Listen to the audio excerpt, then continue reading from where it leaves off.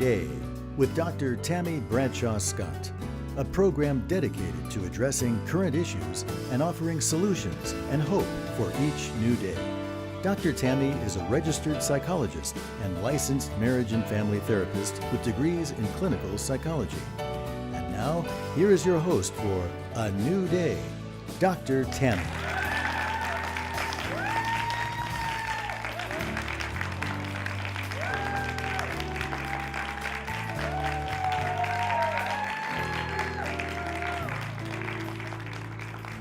We have all heard about the child star who loses their way after experiencing some stardom and fame. But conversely, we have heard and read about those folks who have been in the entertainment industry for many years and seem to remain grounded.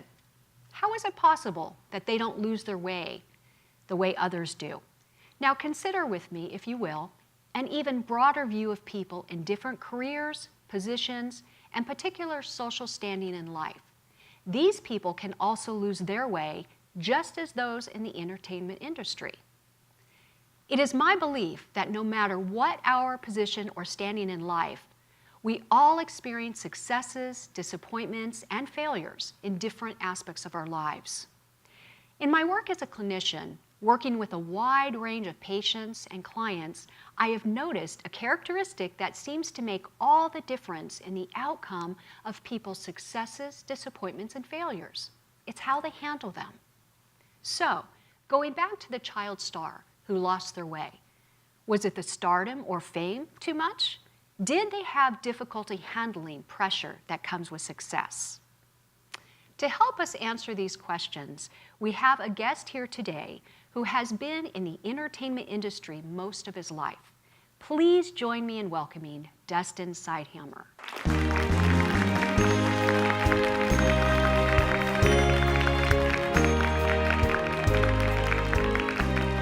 I'm so glad you're here. I'm so glad to be here. I've been a big fan of yours for a long time. Aw, thank you. Well, I am a huge fan of yours, and you have done so much in your years and have so much more to do, I'm sure. But you have quite a history, and I believe that you can help so many people and encourage so many people who are in the entertainment industry or going in, and just people who are experiencing disappointments and setbacks, because we all have them, right? Yep. But it's truly how we handle them and how we deal with them that matters. So how about we start with just telling us about who Dustin is and where you started in your career? I began a career in entertainment when I was 9 months old. My mom had 9 signed... months old. I did not know this I've been about in you. it for 35 years. I've been in the biz. Okay. But I started out just as a little baby model, and they would show how to change diapers and how to. I mean, it's very scandalous. It's a very scandalous way to start in the entertainment business. Okay. I've learned to keep more of my clothes on since then. I'm happy about that. A positive thing. I'm happy Trust about me, that. it's a very positive thing. Yes. My mom was always very theatrical. She did speech and debate when she was in high school. She Okay. was a mascara model Oh, in her no early kidding. 20s, Okay. and she came to Los Angeles. So she must have beautiful eyelashes. She does. Okay. She has beautiful eyelashes and a beautiful heart too. Oh, yes. But it was so I've always been around theatrical things. Yes. My dad was a musician growing up, played accordion and trombone and piano. Oh, wonderful. So a lot of music in the house. My mom was Okay. very dramatic, and so the combination of those two things That makes sense. made me a ham. Okay. And I've always just loved people and making them smile and entertaining. And I remember when I was little, anytime my parents had people over at the house, I would run into my bedroom and I would make costumes. I would pull like towels and wrap them around my head, and I would take my Okay. dad's bathrobe, and I would put on skits, and it was Okay. always. How always old had were to- you when you were doing this? I mean, this was preschool, so like 4 or 5 years 4 or old. 5, okay. Just loved to make people happy, to entertain, and I just loved hearing them laugh and all of that. So Okay. I kind of got the taste of being the center of attention, I guess, when I was little in a But in a positive good way. way, yeah, in a yeah, positive yeah, way. yeah. I wasn't like breaking things to get Yes. attention. I was This is good. wrapping towels around my head, and I don't know, it was a lot of fun. But I Great. started doing theater when I was about 10 years old. Okay. How did that come about, Dustin?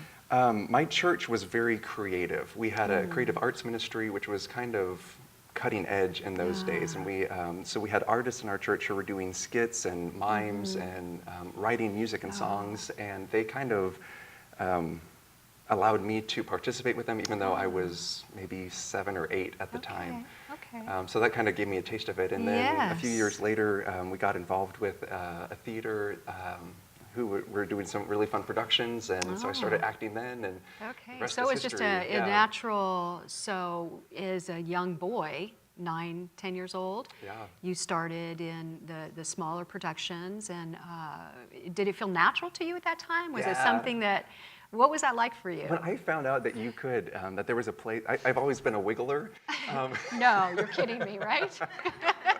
But when I found out that you could sing and act and wiggle and dance, at the same time. Great combination for a kid who has all this energy, right? Wait, there's actually a place where this is encouraged and you don't have to sit still. See, that would have been good for my brother. He couldn't hold still, so. He's a wiggler Oh too. yeah, wiggler, yeah, okay. So I think just, I found out that you could do musical theater, and all of a sudden it combined the dance and the acting and the singing all at the same time, and I just felt like I was created to do this. Okay. And obviously your mom saw that as well, right? Yeah. So she was clued into that. It was interesting. My mom was more, she was clued into that, but she was more like, he's really tall, he should probably be playing sports. And my dad was the one who was like, but tap dancing makes him happy. So it was kind of a role reversal. Okay. My dad just kind of really encouraging the music. And I think the music in his background, he saw the potential there. And both of my parents were incredibly supportive. Just as I wanted to do shows and wanted to train, and I mean, they called themselves my taxi service, and they would, after a long day of working, they would take me to a rehearsal, and sometimes for hours. It's also, if you want free babysitting, find a good community theater in your area. That's what my parents did. They dropped me off, have date nights 3 nights a week. But I mean, I remember coming out of the theater during the week before you open a show. It was very stressful. They call it Tech Week, where all the technical elements are coming in. And I remember, getting out at 1 a.m., 2 a.m. I don't have to get up in the morning, at 5:30 like my dad to go to work, but he'd be sleeping in the back seat, and I'd knock on the little door, and he'd groggily get up and sit in the front and, say, hey, how was rehearsal? And but just so supportive of allowing me to have the tools I needed to make the connections to be successful. Yes, and that you owe so much to your parents. Credit to them for encouraging what they saw in you and those desires in your heart from such a young age. I just love that. Me too. And they still come out and see you and support you. And we live on different coasts, so it makes it a little difficult, but they definitely will make trips and come see stuff I'm doing. And as I've enjoyed writing musicals as well. I love being in them, but I've also enjoyed creating the content. And so when I create something that I'm really proud of, they'll come out and see that. So tell us a little bit about that, Dustin. Now you went from your 9, 10 years old, starting at that point, went into community theater, and what kind of roles did you have? How did you sort of go up the ladders, so to speak, in the entertainment world? I've done everything. I've really done a lot of different things. I've done technical things. I've sewed costumes. I've made props. I've painted scenery. I've done spotlight. I've sung. I've choreographed. I've directed. I've tried a little of everything. And I think really something that I just was never afraid to try something when I was little. And I think my parents really supported that. That you could just try anything. And I think not to be afraid. If someone sits down and says, hey, can you play a masterpiece on the piano? No, but I could learn to play a masterpiece. Anyone can. You just have to, every song starts out one note at a time. And you just can't be afraid to take that step. And if you want to play the piano, you can. Like, it's not too late. I hear so many people saying, oh, I wish I would have, played piano as a kid. Yes. You don't think you can learn to play piano today? Yes, that's right. No, you could still learn to play the piano. Absolutely. But I think trying out a lot of things when I was little just gave me a lot of experience. I worked at a wonderful community theater called Lifehouse. Yes, and, I know of that theater. You're familiar with it? I am familiar with that theater. Lifehouse really gave me the opportunity to, around 14 or 15 years old, even to take on leadership responsibilities as a young teenager, and that really gave me confidence in my abilities and to hone my craft, where other 15-year-olds probably don't get that opportunity to direct and choreograph, be in leadership positions. Wonderful, wonderful. Two things I hear you saying here. One is the support of others. Obviously, your parents are key, number one, but also those folks you worked with, the adults surrounding, that you had to look up to, and who allowed you to go out on that branch, allowed you to step out of the comfort zone, and you weren't afraid. Yeah. You weren't afraid, and you weren't afraid to try different things. So many people are afraid to try, and because of what? They're afraid they're going to fail, right? But you were not afraid, and I love that your parents instilled that into you from the time you were very young. Yeah. So that is awesome. So you were able to do different things within the theater, kind of experience with the tech side of it, right? Yeah. Did you go outside of the community theater? What else, areas have you gone into in the entertainment world? Yeah, around 15, I started doing professional theater. Okay. So that was very interesting, as a young man, to be stepping out of like the community theater world and like start tiptoeing into where you have other people who are doing it not just for fun, but as a career. Was that scary, frightening for you to take that leap? I mean, you seem pretty fearless to me, obviously, as of what you've done all these years, but to take that leap from the smaller stage, so to speak, to an area where people do take it very serious and where it is their bread and butter, so to speak. How was that for you to go out into that, larger arena? I think it's always a little scary when you're at the bottom of a totem pole. Yes. When you walk in and you know that you know nothing and everyone around you knows so much. Right. And you just, with failure, when you're trying something new, failure is inevitable. Yes. You know that you're going to fail. Yes. And I guess if you can just get over the embarrassment of knowing that that's going to happen. Can we say Thomas Edison? Can we say Abe Lincoln, Abraham Lincoln? I mean, seriously, great men and women before us, that you can't succeed unless you experience some of those setbacks and failures, right? But it is intimidating. It is intimidating because you're walking into a room with people who are just so excellent at what they're doing, and you know that you're not measuring up, and so it can either cause you to be discouraged, or it can light a fire under you and said, I need to try harder. I need to work harder at this. How did you do that? I just said, I need to work harder, I need to try this. One thing that my parents were very supportive of, when I started doing some professional theater, I saw some directors and choreographers who were just brilliant. And I would ask my parents to take me to rehearsals even when I wasn't called. So when I didn't have to be there, and they would just take me, and I would just sit in the back and watch these choreographers and directors direct and choreograph. And it was basically master classes every night, whether I was called or not. I was just watching these people. Studying what they're doing. Oh. And I mean, just some brilliant, brilliant minds in the world of musical theater. Okay. Yeah. Fantastic. So you did some work there. Any film work? Yeah, Yes.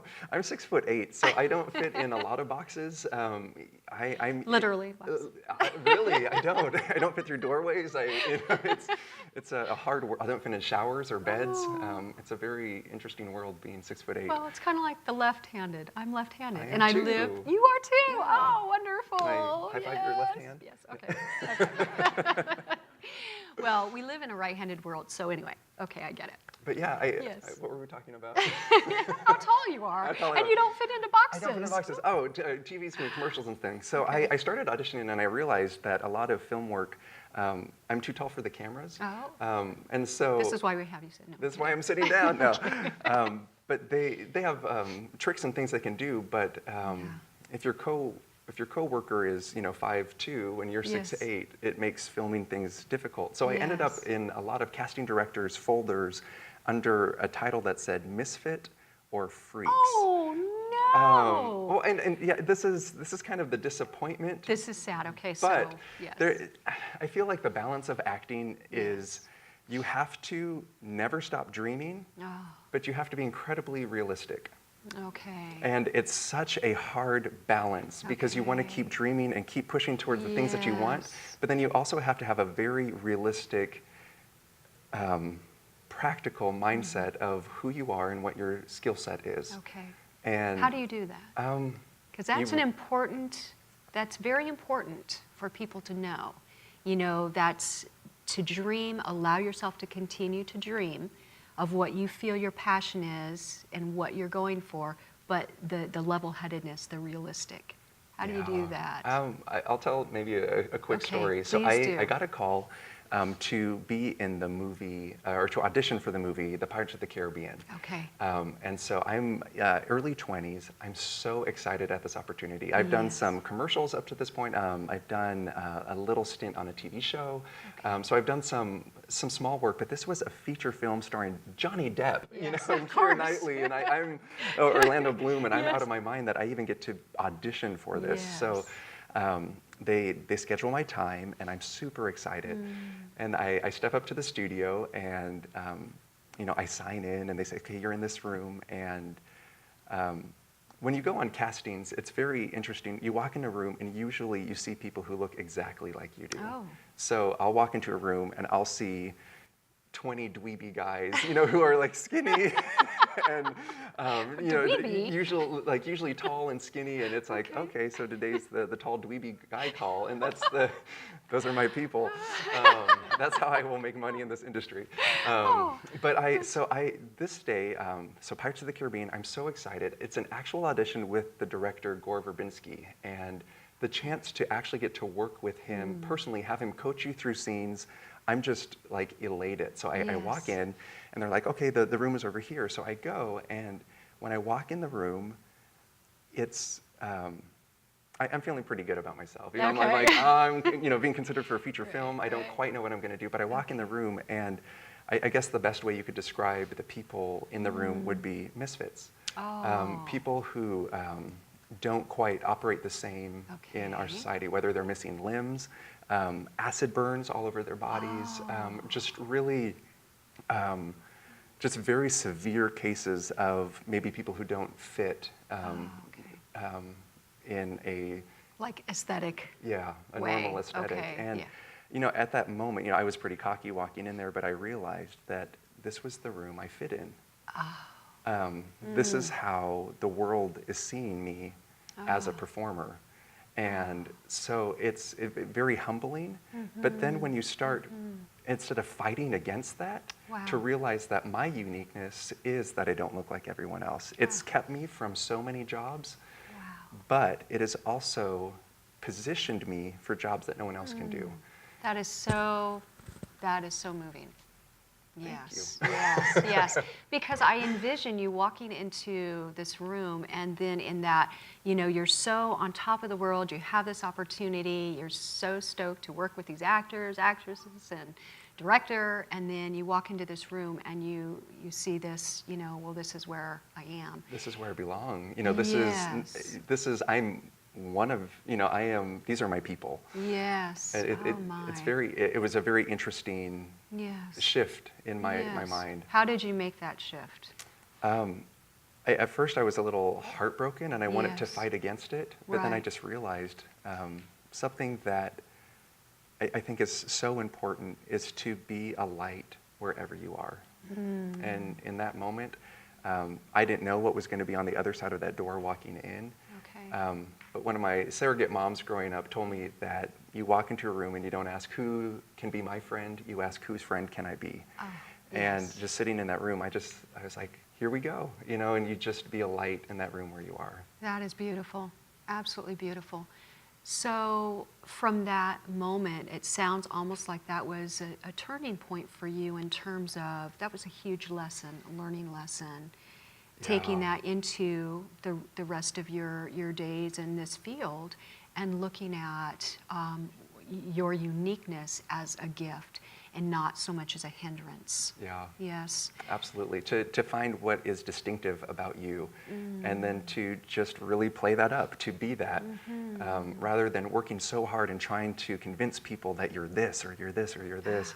Just kind of embracing what's quirky about you, and because then how long do we do that? I mean, some people seriously go through life, and as a therapist, I work with people for months and years to be able to wrap their mind around this and help them come to a place of what you're saying really is self-acceptance, and really loving the person that God has created you to be, with all of your uniqueness.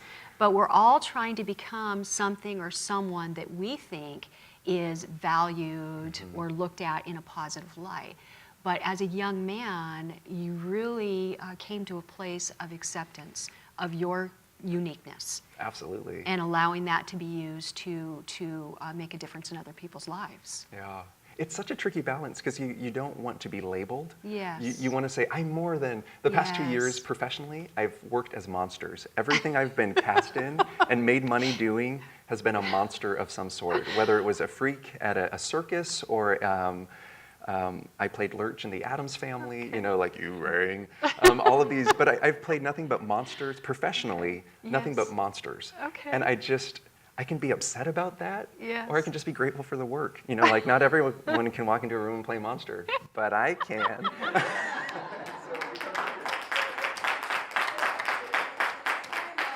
Oh my gosh. And the thing is you are just such a lovely person. You have such a beautiful heart and a beautiful spirit about you. And I'm just in awe how you were able to really come to that place at such a young age, when it takes many of us older people to come to a place of acceptance, and some folks never do. So tell us a little bit more, Dustin, about, because I want the audience to really be encouraged with your experience and where you've really come to in your life in this place of acceptance. How have you managed to stay grounded through it? There is so true. The actor's life is full of huge successes and just low valleys. It really is. It's hard because it's your passion, but it's also your livelihood. You put so much of yourself on the line. You're vulnerable every day. You go into an audition, you stand there and you say, "This is my best. Can you use this?" And you have people telling you, "Nope, your best isn't going to cut it. Your best isn't going to be good enough." And you experience so much rejection that it just really makes you question, like, is this what I need to be doing? Do I need to consider a different career path? There are so many questions. I can imagine. I remember one of my last years, I lived in New York for a while, and I was pursuing musical theater, Broadway type shows. And I'd come to the end of the casting process over and over and over. That season was very successful. I had a lot of callbacks. I got seen by a lot of casting directors, but I just didn't book everything. And I remember I came back to California and I was looking at the marquee of the season at the Pantages Theater in Los Angeles. And they had 6 shows, and out of those 6 shows, I was up for 4 of them. I came down to the very last call for 4 of them. And I just remember being so discouraged and just like, I would love to perform in my like home city, you know, the Los Angeles area, like for my home team, you know, like to say, I made good, I did it, you know, and, but I didn't. And it's so hard, it's so discouraging. You know, you want to be successful and you want to put your best foot, but it's like my best wasn't good enough. And that's super discouraging. Well, you said you wanted me to point people to hope. Wait, I'm telling the wrong stories. I'm telling you how to be discouraged. Do your best and get knocked down. That's. But what I realized. Do we have time? Yes. What I realized is God wants us to be faithful where we are. Yes. And it wasn't God's plan for me to be in any of those 4 shows that I didn't make. But God's plan was for me to be in the audition room for each of those shows. And so I realized that I have to be faithful where I am. And being a success isn't about booking the job. Paying rent is about booking the job. But success isn't about booking the job. Success is being faithful where your feet are. And God had me in those audition rooms to be a light. And if God wanted me to be a light in any one of those shows, the doors would have opened, I'm convinced. But he had other places he wants me to be a light. And so every day I want to be faithful where I'm in. So if it's an audition, I want to be faithful there. If I book a show, I want to be faithful there. And if I can do that, I can lay my head on the pillow and know that I'm successful. We all need to be able to have that perspective. We all need to be able to say, you know, I'm doing my best. I'm doing what I need to do. Working through my PhD was a difficult time. You know, it took me many years. I lost a child during that time. I had many setbacks. And it came to the point where I was taking my comp exams. And I had actually, and many people don't know this story, but I had been dismissed from the program 2 different times and had to make an appeal to go back in, because in that time of losing my daughter, I just was treading water. So it came to a place of, I may not make it. And yes, the disappointment and feeling like everybody's watching, you know, I don't want to disappoint people. I want to be successful. I put all this time into it. And I remember that they were giving me one more chance. Everything laid on the line. This is after 8 years, 9 years of working on this. And I won't even say how many dollars invested at this point. I truly walked in there with such a peace that it was like, okay, I know I'm good. I know that I've done everything that I'm supposed to do, all that hard work, and what the world may see and others may see that this is a failure. God doesn't see it that way, and I wasn't going to see it that way. And all I needed is His grace, if that was going to be the case, to pick up and then move in another direction. But coming to the end of that, coming to that place where I'm good, I'm really good, I'm really okay if I don't pass this exam and I don't get that PhD. And so when I sat down at the computer to take that exam, I had such peace, and I walked out of there and I saw my husband waiting for me. I had to wait for a couple weeks for the result, but you know, I just hugged him and I just cried, because that sense of peace and acceptance of knowing, you know, maybe I was just supposed to go through the program in this time, but of course I found out I passed and I got the PhD, but it was, thank you. But it was life-changing.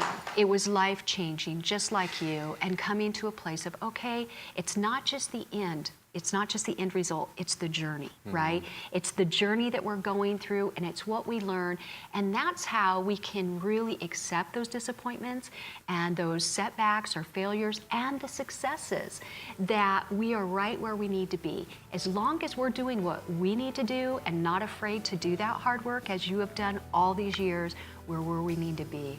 So it's been a real pleasure having you today. I'm so appreciative to you and for your life and what it speaks to so many other people.